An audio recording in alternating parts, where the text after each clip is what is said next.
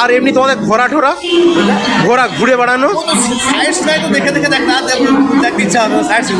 মানে সমুদ্র টমুদ্র সব এনজয় করো তো।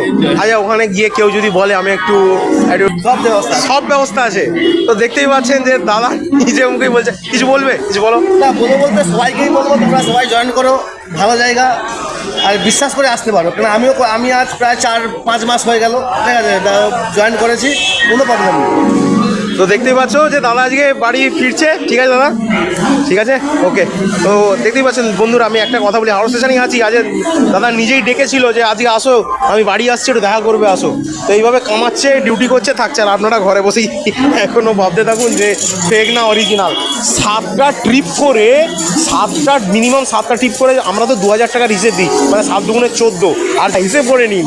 আর এই দাদা তো কথা বললো 4-5 হাজার টাকার নিচে নামি না, চলো 3000 টাকার নিচে নামি না, হিসেব করে নিন বাকিটা আপনারা।